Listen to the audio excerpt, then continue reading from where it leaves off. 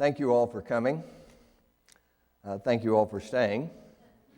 I feel particularly privileged to be here on the stage with the incredible speakers that have preceded me and that will follow me. It is a great platform that we have here, Adam, and I hope that I can make the very best use of it. I'd really like, if I could, to take the words of all the speakers today and pour them into this Wordle kind of device so that we could see what word picture comes out. And I'm going to cheat a little bit and say that I think among the words that we would see would be community and engagement and capacity and data and evidence-based decision-making. That's handy for me to conclude that because those are some of the things I'm going to talk about. But I think it's also true. I want to start by reading a little bit from a research journal that I kept when I started with a project some years ago. This is January 2006, Paraíso, Dominican Republic. There he is again, standing always in the back of a group of small children. He is perhaps 8 years old, inquiring eyes, sorrowfully thin limbs, yellowing white shirt, blue jean shorts, scabby knees, a linear track of bumps running up the inside of his arm, clusters of bumps in the webs of his hand. I'm betting scabies, and I worry about malnutrition. I hope he'll be seen by one of our doctors today, but I'm not sure that he'll get a ticket. What does this little boy need? Medicine? Food? Clean water? All of these more? There are too many of them. Too many of these little boys here in the Dominican Republic, in Nicaragua, in Ghana, throughout the world. What difference can we make?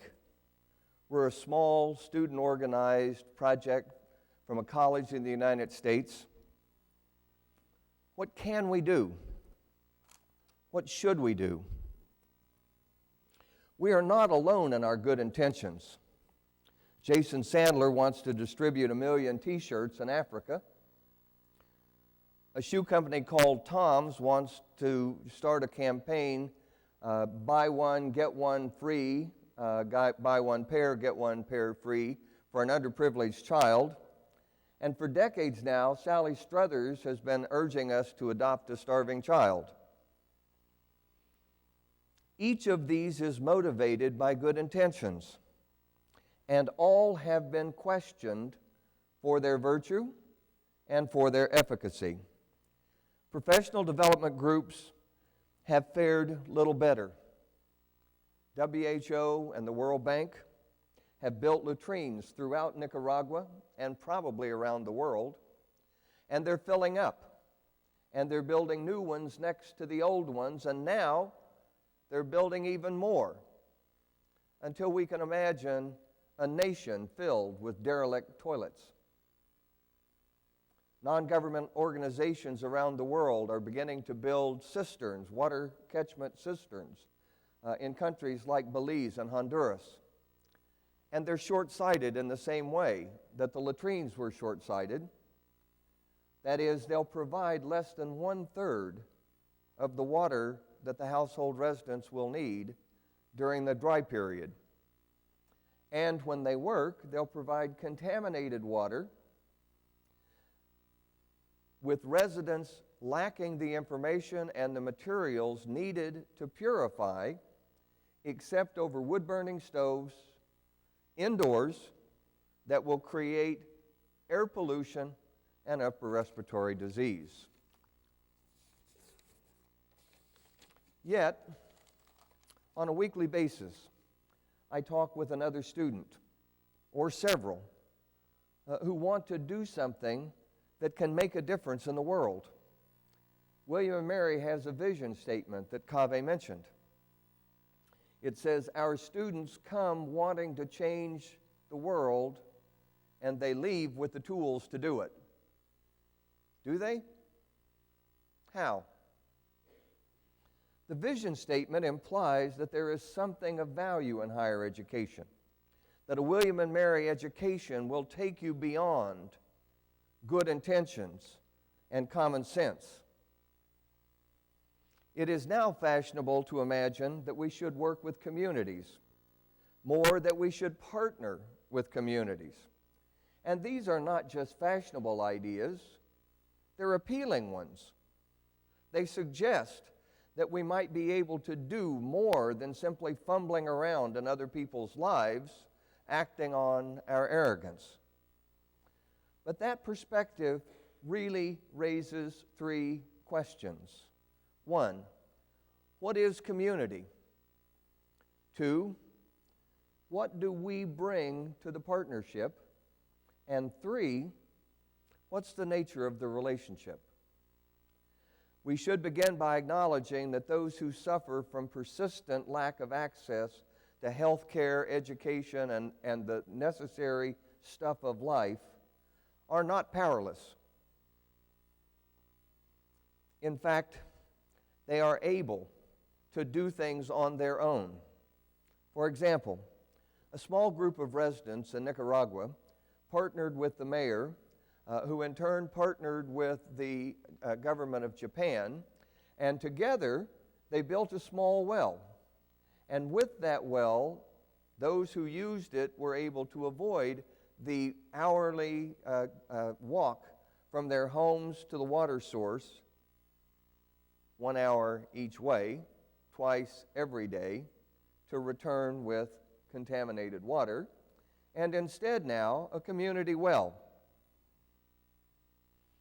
But the story of the Nicaraguan well does not have a happy ending.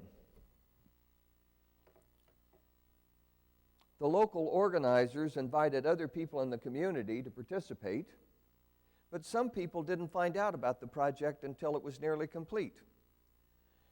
And while this is a community of only 45 households, many of the people in the community did not know about the well, and some who did really had asked for reconsideration of the use of the resources because the well would be too far from their homes to be of any value anyway. In the end, only members of 5 or 6 households were able to use the well. The local organizers assumed that others would take advantage, but did not. Some may be tempted to refer to human nature in an effort to understand the outcome of this event. Some people will work, some people will not. Some people will take advantage of opportunities, some will not. Beware. Reference to human nature as a way of explaining events like this is among the most virulent forms of common sense. Failing to examine analytically and empirically the facts on the ground, instead relying on notions about what people will do. It happens that the water access issues could have been approached in a way that would have been more inclusive and that would have provided a longer-term solution. Social science theory and research methods would have provided data and analyses necessary to make the project more inclusive, and thoughtful engineering would have provided more creative solutions. That's happening now, and it's happening through the work of the project called MANOS. Consider another example. Through research on healthcare issues in a small community in Dominican Republic, the SOMOS team learned that the community widely favored taking on a community cleanup project. They're aware that the litter and the waste from animal waste, from human feces, and spread by flooding, they were aware that it constituted a real hazard to the health of their children, who are often barefoot. They agreed that they would like the help of SOMOS to take on the project, and the SOMOS crew decided that would be a good idea. So we arranged for bags for collecting the trash. We arranged for a truck to collect to take away the collected debris. And then we asked the local leader that we were working with, well, how will people find out about this project? And she said, well, I'll tell everybody. And it's a community of only 90 households and a very small kind of contained geography. So we thought, well, okay. But we had our doubts. We would learn that, in fact, what she meant was, I'll tell my friends, they'll tell their friends, and then everybody will know. Social networks analysis reveals that her friends and their friends are the same people. And in fact, that method for sharing information simply does not work. Because we anticipated it, we went house to house. Because we anticipated it, we went and we spread the word orally, and we left flyers. Now, these are very, very simple examples of what knowledge may do in terms of trying to partner with a community to achieve things that might not otherwise happen. So the question is, why imagine that students have this capacity? Why imagine that students can do these kinds of things? And I think the answer is that by their role, students are expected to develop the habit of thinking analytically. By their role, students are expected to develop the skills and the inclination to access systematic knowledge. And by their role, they're expected to develop the tendency to challenge common sense. A good liberal arts education should help students to locate issues historically, social scientifically, should incline them to engage systematic investigation using the tools of multiple disciplines and fields, and to access research and databases to understand and find solutions.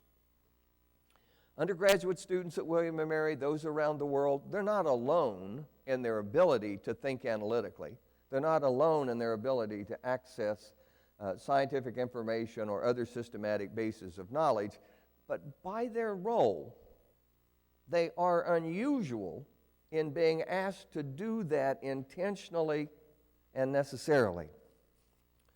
Students who wish to contribute their raw energies, their time, and their talent, at a minimum should learn something about the history, culture, economy of the locality where they intend to serve. Let me give you just a brief example. Consider the risks of not knowing regional or local history of a community partner. Many residents of Aday, Nicaragua, both old and young, uncritically accept the public discourse that suggests that the damaged environment, the lack of small game, is a result of the failure of the indigenous people to care for the land. Many recall the slash and burn agriculture of several decades ago that has left the area largely barren.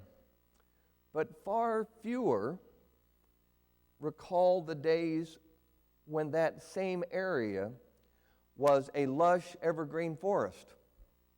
The days before the Cuban and American companies came to that region and clear-cut the entire forest. Does not knowing that shape their worldview? Does not knowing that shape their sense of agency and dependency? I suspect so. We can consider one more example. Social scientists have been studying community for decades now. We have clear, compelling theoretical and empirical knowledge about how communities work. And through that knowledge, we know something about building community capacity, not in a rhetorical sense, not in an abstract sense, but in a practical and empirical and analytical sense.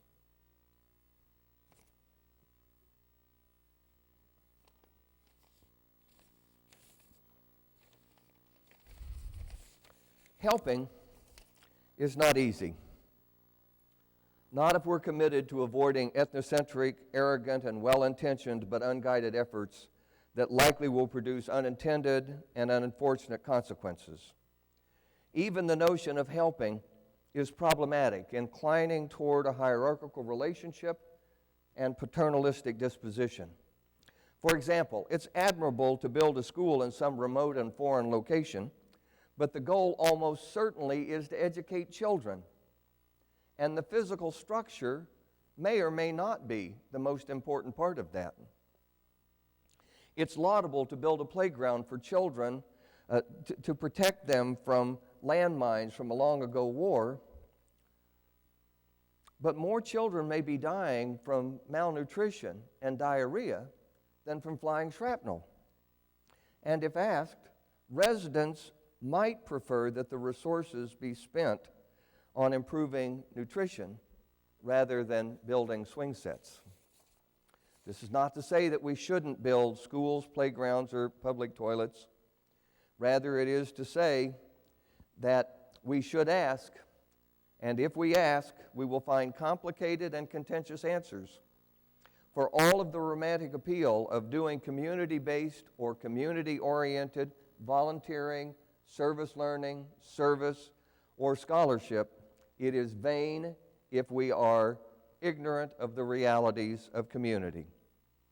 Ownership is a compelling idea. It speaks of agency, capacity, and sustainability. Partnership is a strong idea. Doing for or to is nowhere nearly as compelling as doing with. Thank you.